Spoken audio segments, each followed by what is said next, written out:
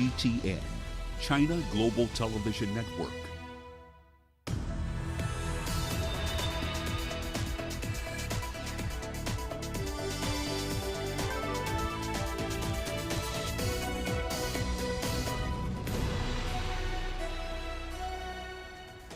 Hello there, welcome to this edition of Global Business Africa. In the course of the hour, we'll run through the stories you need to know about from the continent and beyond. But first, a quick run through the markets.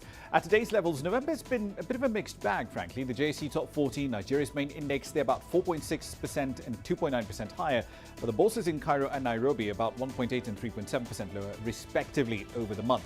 Royal Bafokeng Platinum is at the centre of a rather interesting purchase battle that's pitting Impala Platinum against Northam Platinum. Now, the former has offered just under $10 a share in both cash and shares to RB Plat. Northam Platinum, remember, agreed to pay around $11 a share to buy just under a third of the firm earlier in November. Implat shares were about 6% higher today. Here's what's coming up tonight. China's president pledges to provide an additional 1 billion vaccine doses to Africa.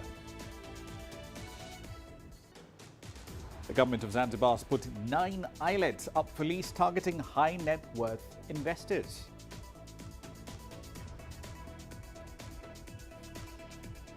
And the UN says the tourism industry will lose $2 trillion this year as a result of the coronavirus pandemic.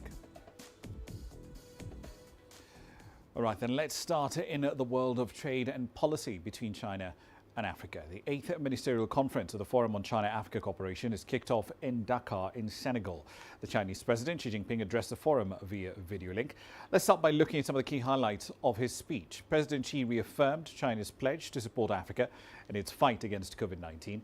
He announced China will provide 1 billion additional COVID-19 vaccine doses across the continent. He said that China will also launch 10 poverty alleviation projects across the continent, as well as help bolster Africa's agricultural sector. Now, not only will China be sending agricultural experts to the continent, it will also create fast channels, green lanes, as it were, to allow African agricultural produce to enter China a lot more easily. China also plans to support small and medium-sized enterprises in Africa. African financial institutions will be offered $10 billion in credit lines in order to support SMEs. All right, then, so that is FOCAC, at least the basic policy highlights for that event that is kicked off in Senegal's capital of Dakar.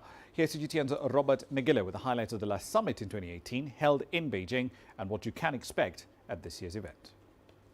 Back in May this year, in a speech commemorating Africa Day, China's Foreign Minister Wang Yi said over 85% of the 8 major initiatives announced at the 2018 Beijing summit had been implemented, while 70% of the $60 billion supporting funds had been disbursed or earmarked. The 8 initiatives targeted were industrial promotion, infrastructure cooperation, trade facilitation, green development, capacity building, healthcare, people-to-people exchanges, and peace and security.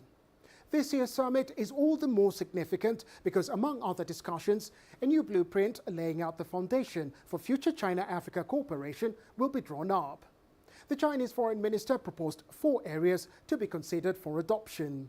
First, strengthening cooperation on the Belt and Road Initiative.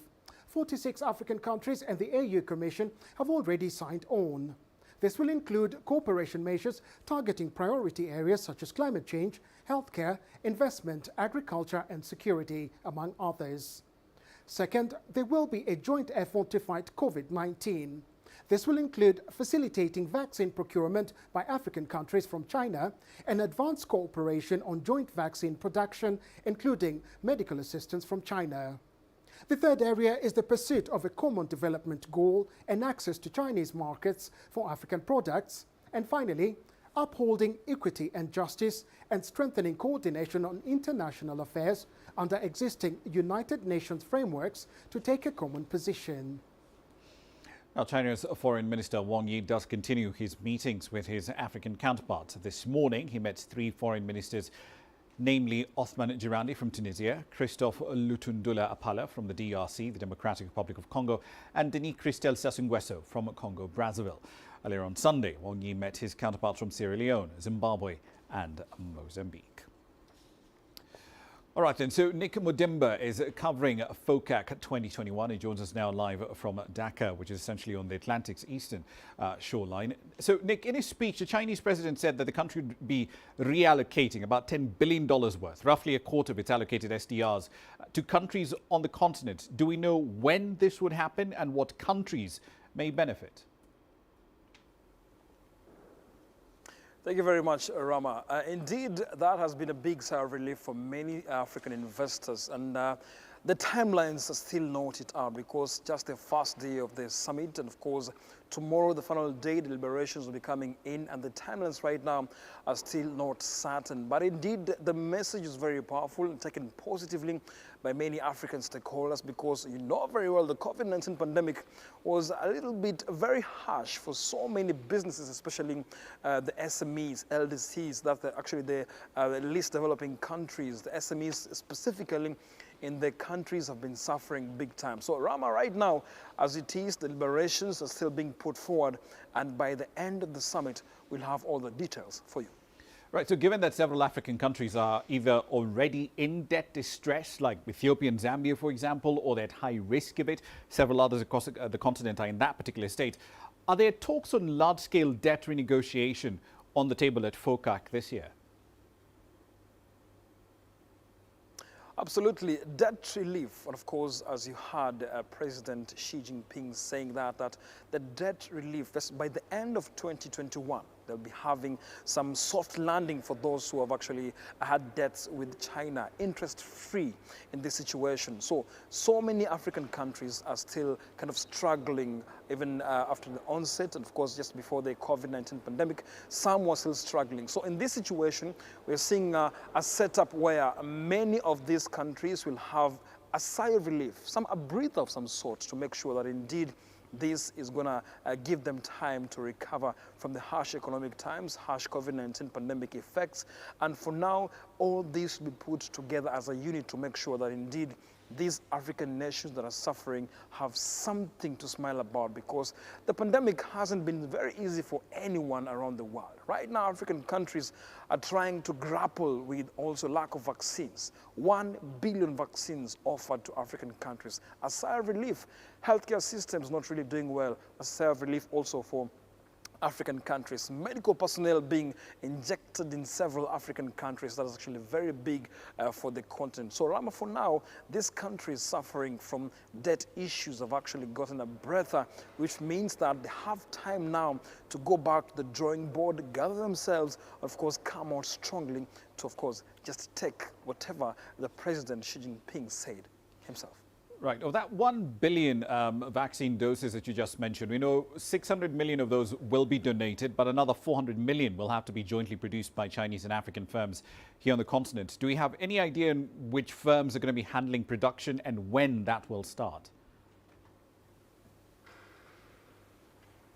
At the moment, because the announcement just came a few hours ago, right now, so many African countries are looking forward for the partnership. But again, the bilateral talks that have been happening between several ministers, and that's a state councillor and foreign minister, that is Wang Yi, met several ministers from Mozambique, from Zambia, from so many African countries, talked about the deliberations. So these are things that actually we're getting to know in a few hours. That is tomorrow, which is the final day, that indeed such decisions, which countries are actually doing this. Of course, China coming in is a big boost for Africa. But again, which countries in Africa will actually be benefiting from this? Of course, you know very well, some countries in the continent have been hard hit big time because of the pandemic. So these countries, without a doubt, will be given priority in terms of now COVID-19 vaccine distribution, in terms of personal distribution, including doctors, including so many facilities medical, because as you know, Ramah, that some of the African medical facilities are actually very shaking, and that situation is giving China a morale to help African countries. So for now, the deliberations are still going on, and this will be very important to know. So by the end of tomorrow, we'll actually have details on how just these things have developed, Ramah. One last question for you, Nick. So green lanes were mentioned for the imports of agricultural produce from the continent. Do we know exactly what form that would take? Do we know what sort of products would benefit from this preferential access to the second largest economy in the world? You know, agriculture is the food basket of Africa, and this, without a doubt, is very, very important. When a green line is offered to Africa, that means exports, ease of doing business, embargoes, the red tapes are actually sorted out. So this is something very important, Ramah, because when you look at it, these African countries who specifically are pro-agriculture countries will have to benefit here. So when you talk about green lines, this means also the way operations are going to be conducted actually will be very different from the initial situation. This is where now countries will have to enjoy softer landing in terms of just agricultural products, exports and imports, all courtesy of China. And so far, we still have no figures, no names of actually how this is going to happen. But again, it's something that is indeed overall been taken positively, Ramah. But still, what we know is that many African countries are really going to benefit from this, Ramah. Indeed. Let's see what the details on all of those policy proposals look like eventually. Nick Mudimba there live in Dakar. Now, let's head over to Nigeria. The country's proposed national carrier plans to take to the skies by April 2022. After years of preparation, the airline's revival was first proposed back in 2018. It will be run as a public-private partnership, with the government owning a relatively small stake. Here's CGTN's Deji Badimosi with the details. If everything goes according to plan, Nigeria Air will hit the sky in April. Outlining the ownership structure of the airline, the country's Minister of Aviation says Nigeria Air will be effectively a Nigerian airline. So 5% is the maximum equity the government will take. Then 46% will be owned by Nigerian entrepreneurs, 46%. So if you add that, it's 51%. So 51% majority shareholding by Nigerians, and then 49% will be held by strategic equity partner or partners that will be sourced during the procurement phase, which is the next phase. This airline, if started and within the first few years, will generate about 70,000 jobs. These 70,000 jobs, they are higher than the total number of civil servants that we have in the country. The operators of the airline plan to start with 3 wet lease aircraft and ultimately push the number in the fleet to 30. Also being planned along with the airline is an MRO for aircraft maintenance and a leasing company as well. The country's aviation industry has generally warmed up to the initiative. I would have loved that we have a greater margin in terms of majority control up to 60%. And leave a foreign partner with about 40. But the important thing is that Nigeria should have a majority stake, and 51 is a majority stake. And 5% government equity, I have no problem about that. Because one, it doesn't give the government opportunity to control the airline. But the airline needs it because it gives the airline a sovereign cover. Nigeria's aviation minister says talks are going on with potential investors who may be interested in acquiring stakes in the airline. Arrangements are also being made to source for strategic foreign partners as well. One key factor that will turn things around will be the technical partner.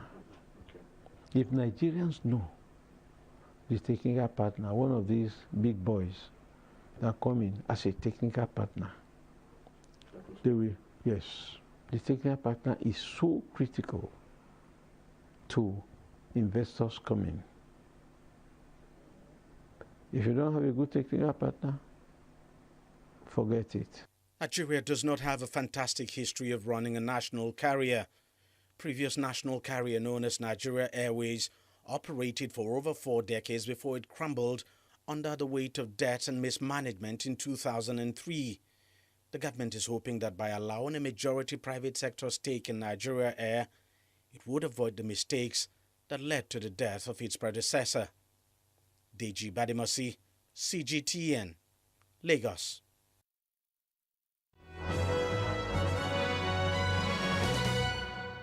All right, then let's make a quick run now through some company news. Starting in the world of mining, Impala Platinum has acquired a 24.5% stake in Royal Bafokeng Platinum for around $620 million, and now it's offered to buy out the remaining shareholders on the same terms.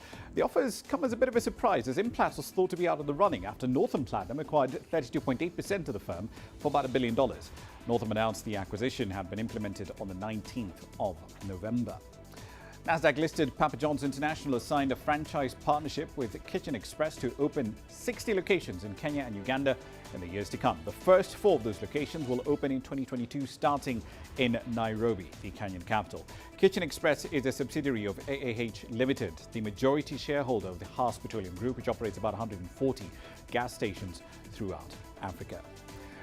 Nissan Motor Company has announced plans to invest nearly $18 billion over the next 5 years to electrify a lot more of its lineup. This is the first time that Japan's third largest automaker, one of the world's first mass-market electric vehicle manufacturers, cue the Nissan Leaf, is unveiling a comprehensive electrification plan. Now, its Leaf model was unveiled more than a decade ago.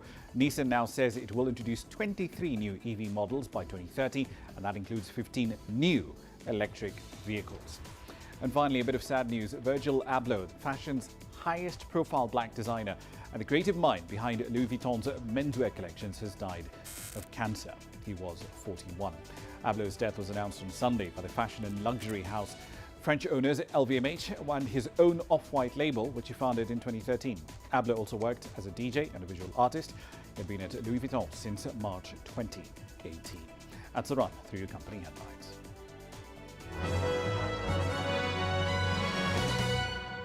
You're watching Global Business Africa. Time for a short break. Here's what's coming up.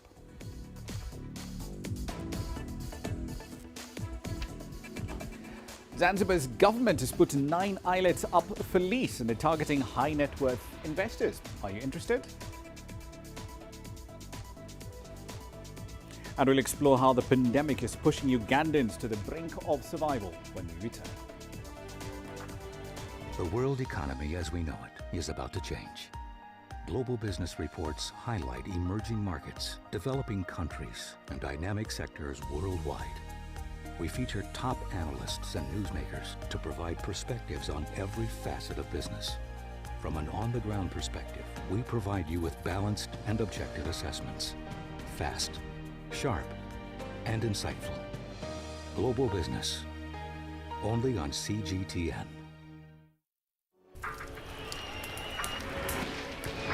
So this is it. I'm just about to be shot. Little tents here. Bottles are being thrown as they do so. There are about 3 critical bridges here in Marawi. That's one of them. We're going to cross that bridge. As you can see behind me, police forces who are replying with gas. Gas just came in. Tear gas. So it's all begun now. Divisions leading the charge into West Mosul have brought us here. Just got to be careful here with some gunshots. This is where most of the fighting has been concentrated. This is the front line now after 9 days of fighting. We're about 2 to 3 kilometers from the front clear line. View of this front line position.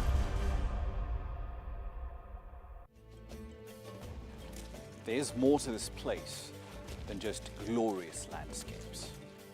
There's more to it than just, say, Table Mountain or glorious, endless salt flats. There's more to it than countries that are home to some of the deepest mines in the world. There is so much more to this place, even if it is home to some of the finest diamonds on the planet. It is the sheer diversity of the people who call Southern Africa home and the relentless drive to make it a better place that make it so special.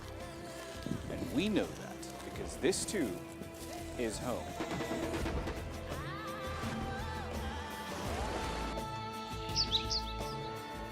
No one knows Southern Africa like we do.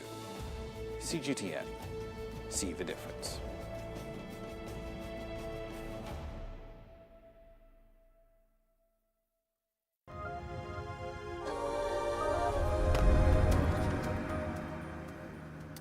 Welcome back to the program. Now, the government of Zanzibar is marketing 9 of its islets to prospective investors. Specifically, they're targeting high net worth individuals. So if you ever wanted to own an island, Here's your opportunity. Zimbabwe has over 50 different islets. Some of them already do have secured investments. Several others, however, are yet to be invested in. The Zanzibar investment authorities said in a recent media advert that the decision to put the islets up for investment was based on the need to diversify its economy. Authorities there are very keen to stress that these small islands are assets that can be developed for the general good of investors and Zanzibaris alike. Right next door, Tanzania is aiming for GDP growth of around 8% a year for its economy for the next 5 years as it looks to recover from the economic damage caused by the COVID-19 pandemic.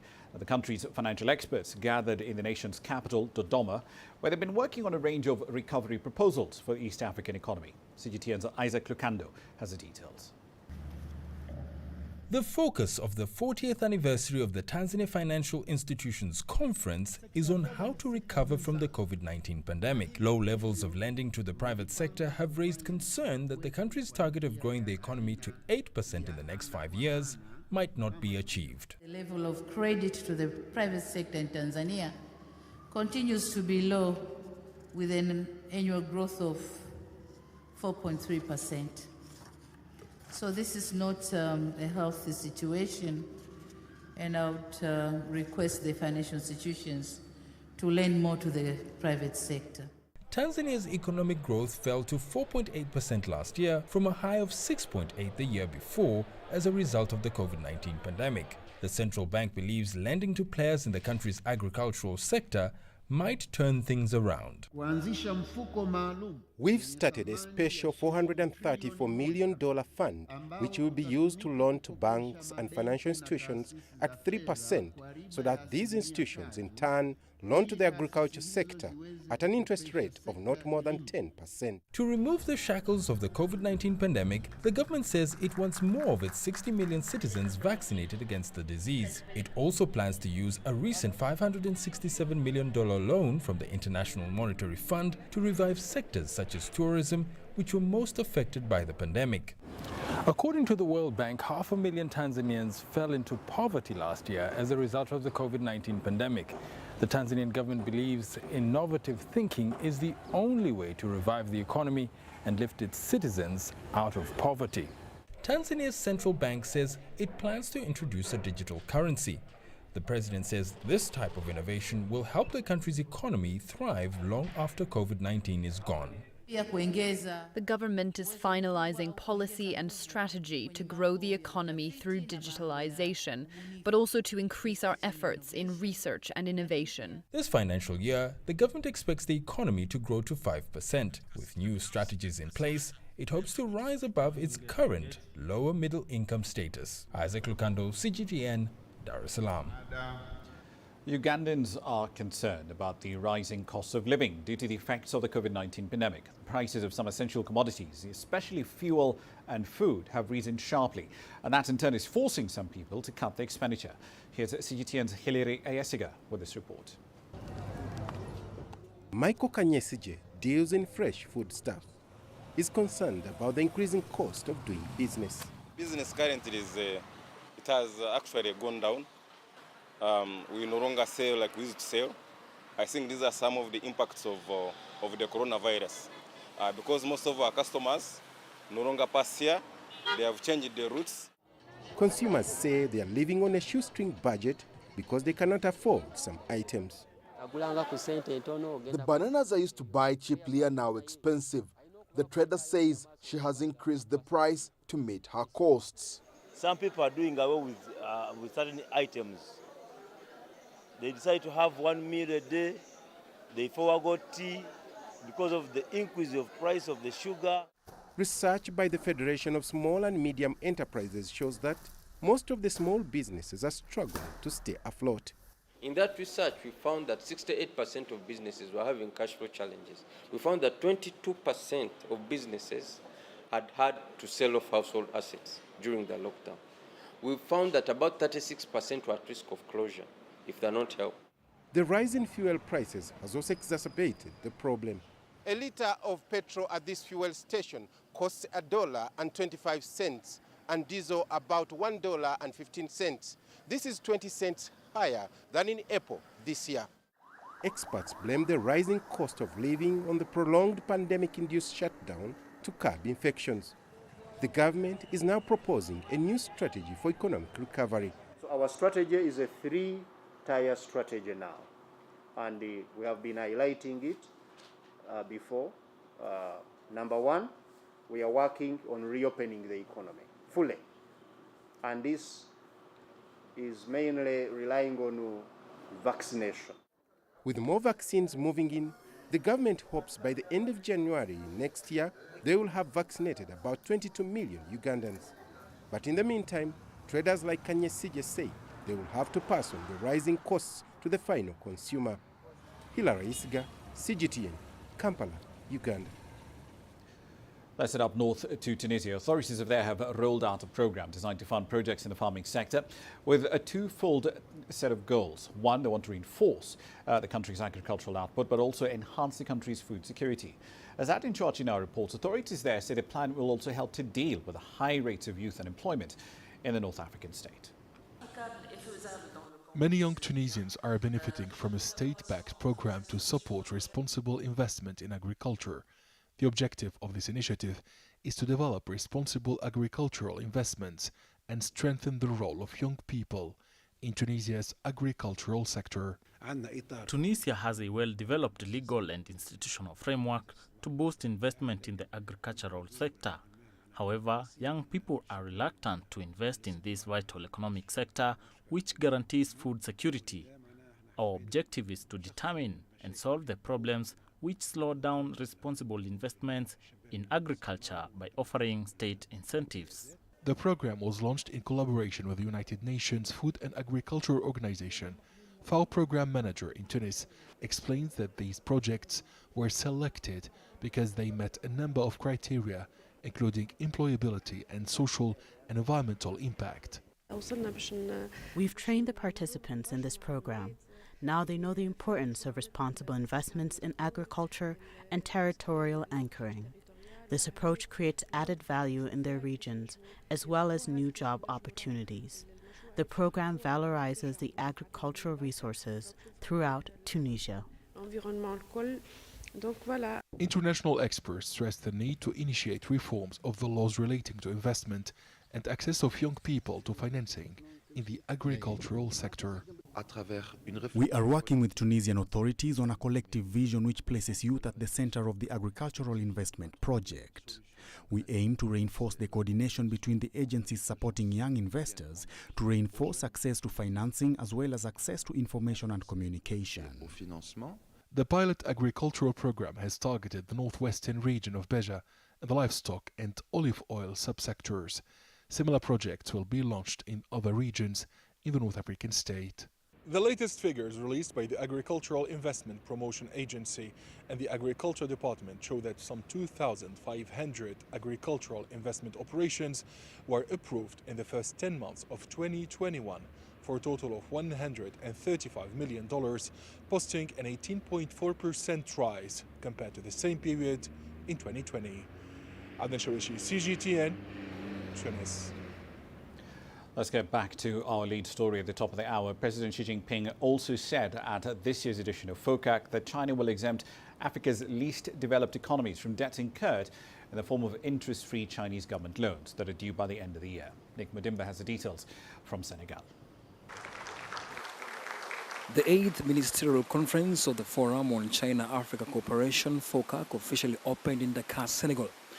In attendance during the opening ceremony was Chinese Foreign Minister Wang Yi, Senegalese President Macky Sall, and several ministers from across the continent. Many heads of states also followed the proceedings via video link.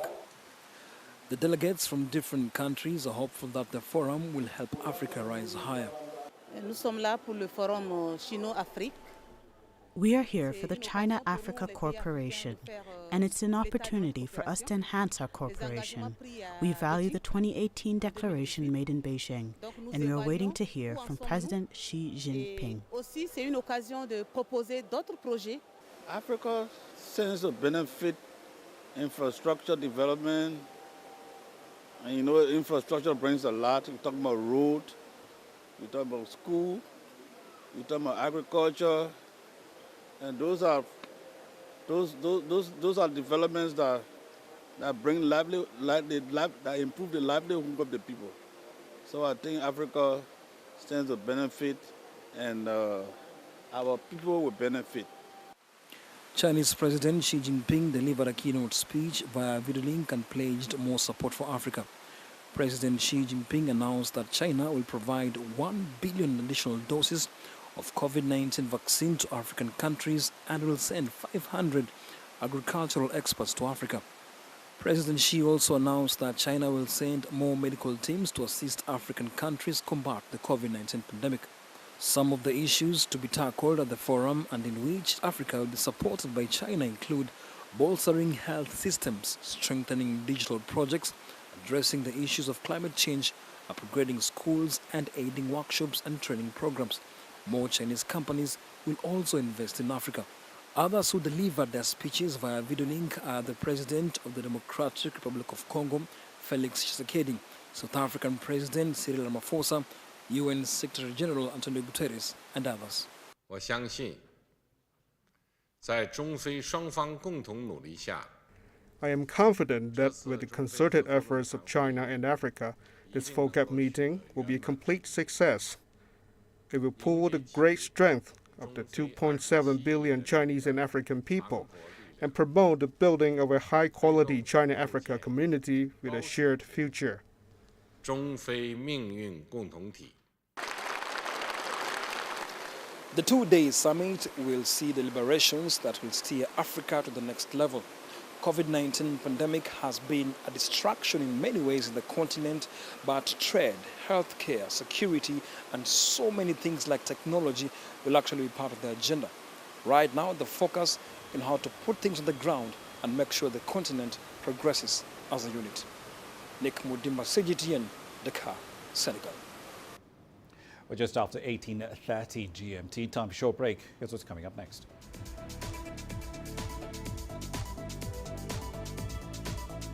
The United Nations says the global tourism industry will lose $2 trillion due to the pandemic this year. Change is on the horizon.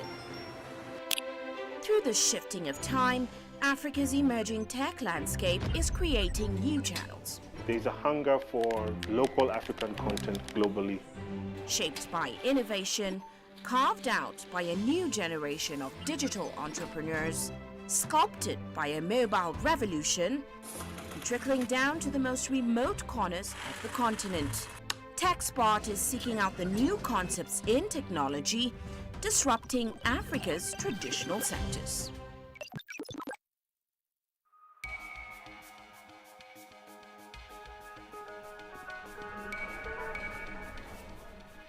You're watching breaking news on CGTN.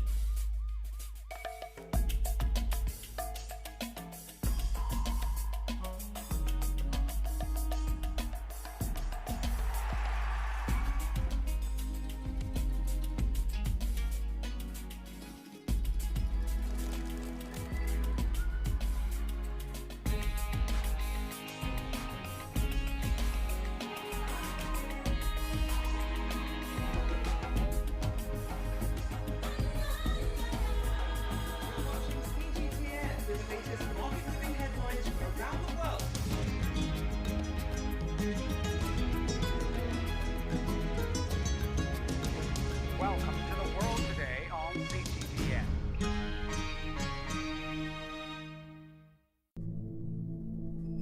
How will your world change today?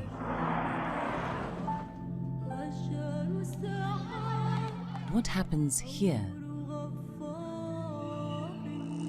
What happens there?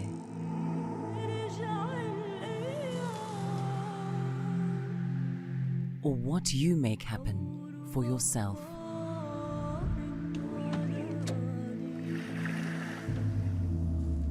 If it matters to you, it matters to us too.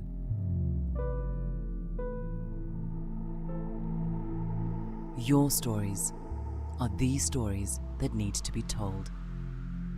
Africa Live. Find your voice.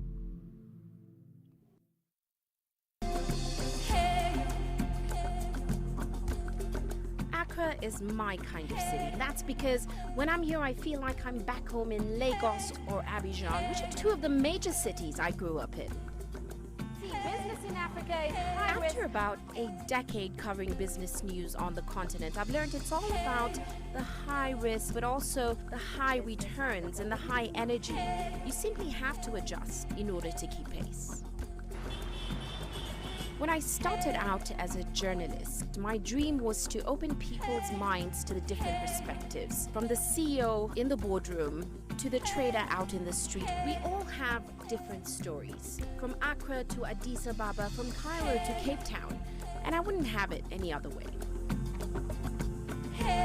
Here at CGTN, we realize that Africa is on the move, and it's moving fast, but we're moving right along with it. I'm Uche Okoronkwo, and I'm a business anchor and reporter at CGTN.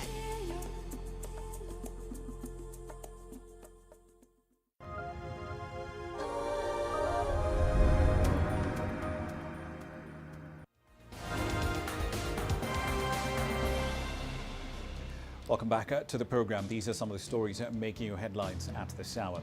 The World Health Organization says that the heavily mutated Omicron coronavirus variant is likely to spread internationally. Pretty much the same thing happened with Delta. Now, the organization's Director General, Tedros Adhanom Ghebreyesus, says that the variant poses a very high risk of infection surges that could have severe consequences in some places.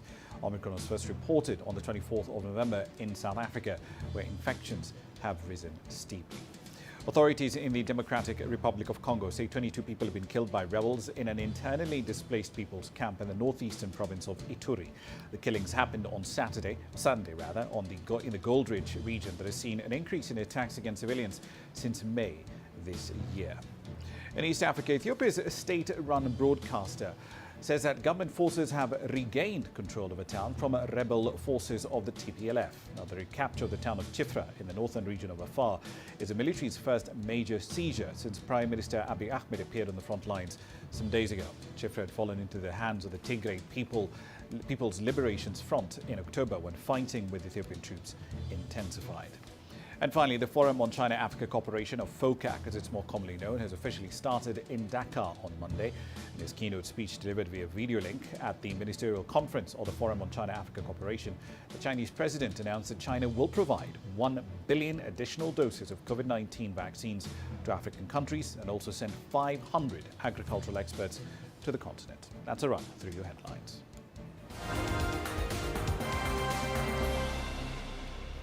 Let's get back onto the pandemic beat. Concerns are growing as global infections related to this new, highly transmissible Omicron variant do continue to rise. Cases of this particular variant have been reported in a whole host of countries, including Netherlands, Denmark, the UK, Canada, Israel, Botswana, and Australia, even as more and more countries impose travel restrictions, and pretty steep one in some cases, to keep the variant out. The French Health Ministry has reported 8 suspected Omicron infections. They were among passengers who tested positive after trips to Africa. The UK says it will convene an urgent meeting of G7 health ministers late on Monday over this variant. In the meantime, the United Nations estimates that this pandemic will cost global tourism some $2 trillion in lost revenue this year alone.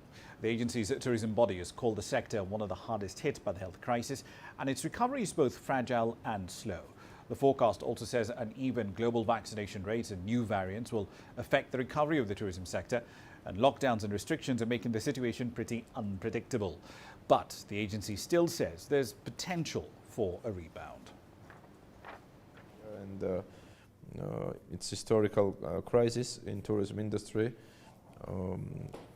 But again, tourism has a power to recover quite fast, and we saw that in 2021, the current year, it was absolutely different from 2020. Our recommendation is always to have unified and harmonized protocols everywhere. Let's now cross over to my colleague Uche Okoronkwo for this week's edition of TechSpot. Hi there, and welcome to TechSpot, where we sniff out the groundbreaking new concepts in technology disrupting traditional sectors. I'm Uche Okoronkwo, and this week we're eyeballing digital solutions that are reinventing informal retail in Africa.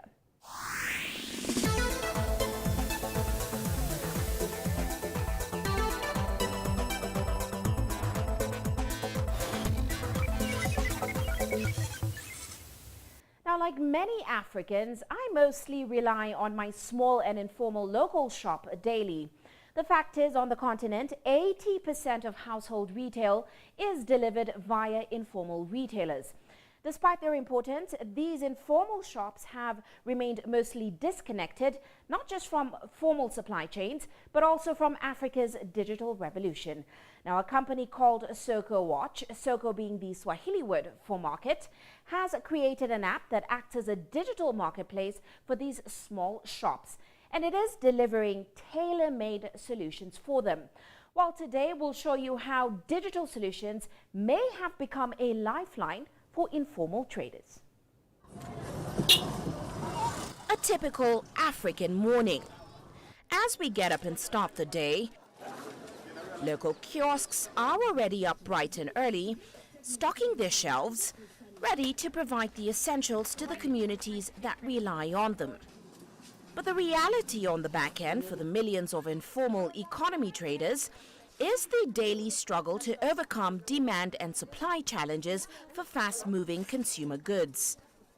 Before COVID-19, distribution systems for these shops were already virtually non-existent. Most shopkeepers had to close their shops and travel to central markets to buy goods from wholesalers, making them vulnerable to price increases and limiting their access to essential products. And with no real access to financial services, that meant restocking their shelves was costly and time-consuming. For the customer, products are frequently out of stock, and when available, it's often at a higher price. Supply chain disruptions caused by the COVID-19 pandemic have only made it worse.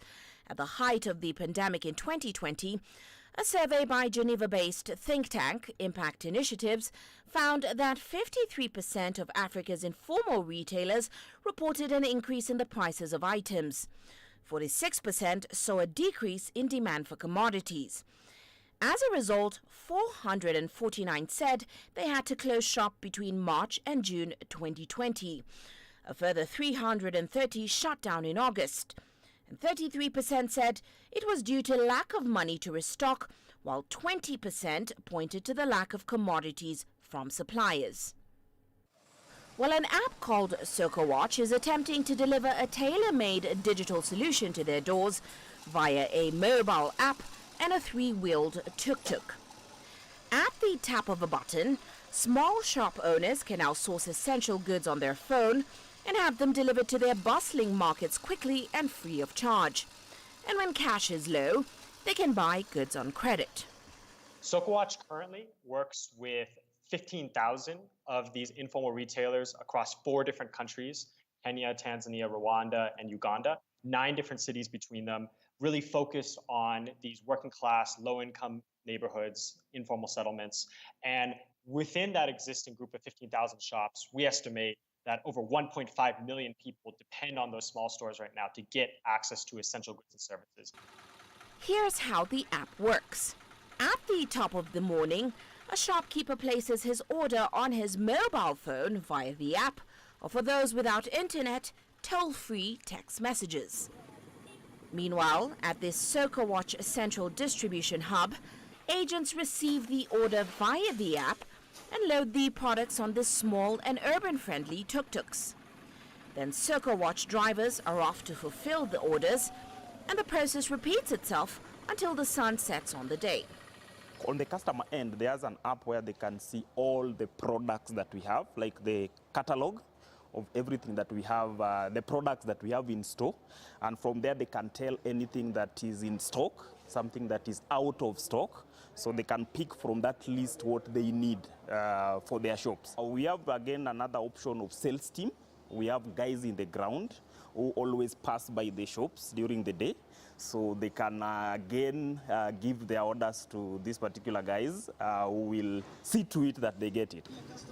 We decided to follow one of SocoWatch drivers on his delivery routes into one of Nairobi's busiest markets, Kawangware. It is already apparent that several shops here already rely on the app to replenish their supplies daily. That one improved my It's certainly a game changer for Mike, who's run this small store in Kawangware for the last 3 years. Today, he's ordering his goods on credit, which he says has helped manage constraints on his cash flow. I was introduced to SocoWatch by their agents. They came to my shop and we got to talking and exchanging ideas. Before I met them, I would source my daily stock from wholesalers, which was very difficult because I would have to find some means of transport. If my cargo was heavy, I couldn't transport it myself. I would have had to hire a car. SocoWatch really helped because once I book on the app, they deliver it fast. If I order products today, they give me 7 days before I have to pay, which has improved my bottom line. For credit, you have to qualify for it, of course. So this depends on historical data on how we have been doing business with you. Normally, it starts maybe with as low as 500 shillings of credit. Then this will continue as we do more and as we understand the trend on how such a shop need goods. We continue adding more and more so that they can get more goods on credit. Despite the need for more efficiency in Africa's informal retail supply chain, many companies have tried to introduce e-commerce products and failed. They quickly learn that the conditions on the ground in Africa are very different. Well, we asked SocoWatch Kenya CEO Angela Nzioki how they seemingly have bridged the gap between e-commerce services and informal players. The way we've gone about making sure that retailers are using the app and becoming a little bit more tech savvy is showing them the need as to why they need to be able to move to the app. And I equate it to the success that M-Pesa had. So what SocoWatch has done really, really well is create a credit offering for retail stores where they can get goods on consignment. And majority of them can be able to get that value-added service by really learning how to use some of the apps or some of the technology that we have in place. SocoWatch didn't just create a smartphone app. It built an inventory management system over time.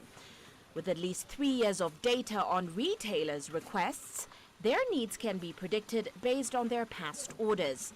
And that has enabled the company to know what goods to source from large manufacturers and then stock them at its distribution hubs daily. Historical transaction data also allows it to structure and integrate credit to its customers better. By negotiating better prices from suppliers, the firm primarily generates revenue by taking a cut off the savings it makes for clients.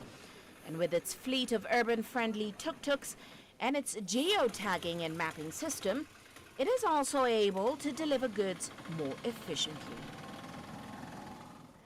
Now, SocoWatch is not the only tech company in this space. There are a number of tech entrepreneurs who have caught on to the fact that Africa's informal sector, though chaotic, is a huge untapped resource. In fact, it's actually highly connected with complex supply chains containing markets within markets. Now, the key seems to be using technology to create a bridge between all the players. Did you know a Kenyan-based company called Twiga Foods created a digital platform that is linking farmers and vendors to modern markets in Nairobi City? By buying fresh produce from a network of farmers and delivering it to thousands of informal vendors, it is making the price of produce cheaper and reducing typical post-harvest losses for farmers from 30% to just 4%. Twiga has created a network of 17,000 farmers and 8,000 vendors. Also, Kenyan delivery service Sendi has managed to lower logistics expenses for businesses in Africa by providing a platform for informal motorcycle and car drivers who own their own vehicles to link up with clients who need deliveries. Its app manages payments and creates performance metrics, making it a dependable platform. Its fleet rivals tuk-tuks on reliability, and as a result, it counts FMCGs like Unilever among its clients. There is ample room for more tech firms to take up space within Africa's informal market. But what is becoming clear is that in order to have staying power, data is king. SocoWatch believes that's where its edge lies. It can become a necessary part of the ecosystem. Leveraging its wealth of data, it can now advise manufacturers and producers who previously did not have visibility as to how their products are doing in specific areas, and that's because of broken down distribution networks. It is using the opportunity to better service FMCG manufacturers with consumer insights and at the same time expand its business offerings. Kenya's CEO, Angela, says they are the missing piece. Technically, SoCoach does define itself as a tech and a data company using the data to be able to distribute fast-moving consumer goods to the retail stores. How we went about gathering majority of this data is we did send out foot soldiers. We also have our own delivery agents and salespeople that do map out the shops in the communities, or rather in the retail stores that we serve. And then what happens is the stores themselves, either using the SoCoach customer app or our call center or SMS, can be able to place their orders. And over time, we've been able to gather the amount of order history or order data, which has helped us in so many different ways. It's been able to help us improve our credit rating score for some of these retail stores. It's been able to help us better structure our marketing efforts and our product availability efforts to some of the regions that we are working with. And even better yet, it's been able to solve a very big manufacturer problem, which if you look at traditionally how the FMCG space was, manufacturers up the pipe really didn't have availability or visibility of how their products was being distributed into the shops. And this is something that SoCoach has been very instrumental in terms of trying to bridge that gap. Well, Africa's massive informal sector certainly doesn't seem to be going anywhere anytime soon, but it is slowly changing over time. Tech entrepreneurs are now finding ways to collaborate rather than dominate Africa's informal players, and that can produce a viable return on investment. But of course, it will never be a one-size-fits-all solution.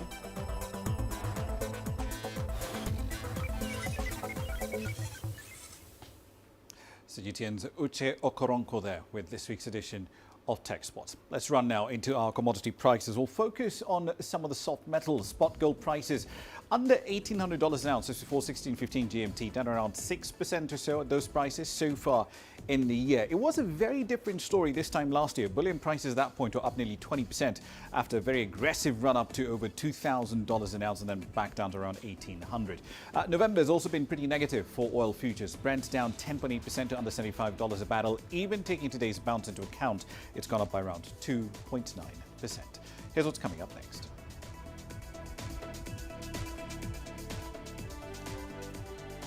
We'll introduce you to Nigerian students next who've designed a robotic dog for your household security. Their story is coming up next.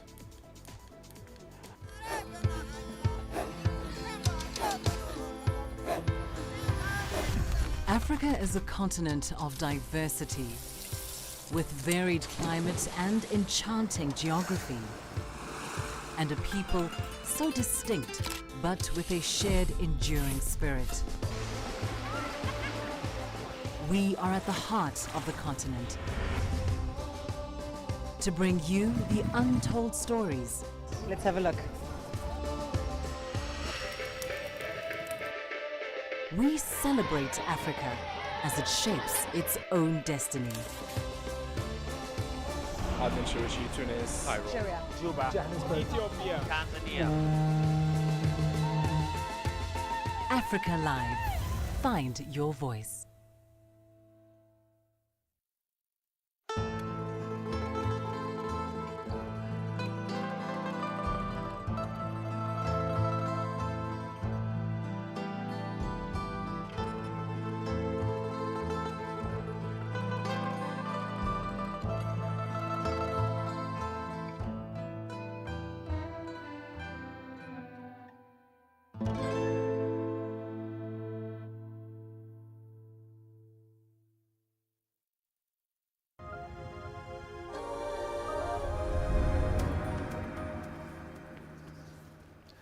Welcome back. Our final story for the hour comes from Nigeria. 3 university students there have designed and built a robotic dog that walks and barks when it hears any sound that's really not quite supposed to be there. It's built solely for security reasons. When mass-produced, owners will be able to view exactly what their robot dog is seeing through an indoor camera or their phone. Nigerian students have designed a black-furred robotic guard dog, which they hope will help fight insecurity in the country when adapted and mass-produced. The robot dog reacts to sound and motion and begins to bark, while the owner can view the cause of its barking on a mobile device without the risk of stepping out into danger. This is the camera of the dog, which is also called the eyes of the dog. When the dog detects a motion through the motion sensor, after seeing, immediately it is sending an electric pulse into the dog. It sends also to the camera, and then the camera helps the owner to interact with the dog to see what the dog is actually sensing. So I may be in my room, and once I hear the sound of the dog barking, I can just connect my device and just want to see the person in front of the robotic dog. I can even take the picture of the person. I can do the video of the person. Adey and his friends started the theoretical aspect and initial aluminium structure of their project in 2019, but could not come together because of COVID-19 restrictions and lockdowns. They were able to complete it in 2021 after adding sensors, the camera, and fur skin to give the robot a more realistic look. The students say rising insecurity inspired this invention. The robot dog still needs to be developed further to get it moving, ensure it can avoid obstacles on its way, recognize its owners, and operate in all weather conditions. It has more advantages ahead of the normal dog that we're having. The normal dog has limitations. It can be shot at.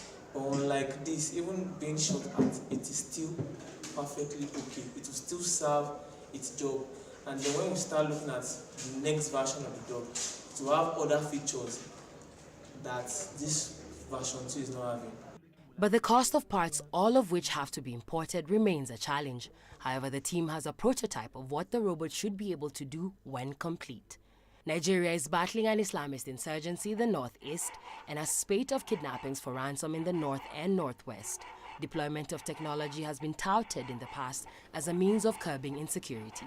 Alexandria Majala for CGTN. All right, then a quick run through the currencies as we wrap up the program, focusing on Kenya's central bank. It did hold its last rate-setting meeting of the year today. Policy rate basically unchanged, right? But a couple of things did stand out from the post-meeting communique, though. First, the bank pointed to a 150 basis point fall in fuel inflation, given some partial government subsidies. The sustainability of which, that's a separate question, but it's also deeply questionable.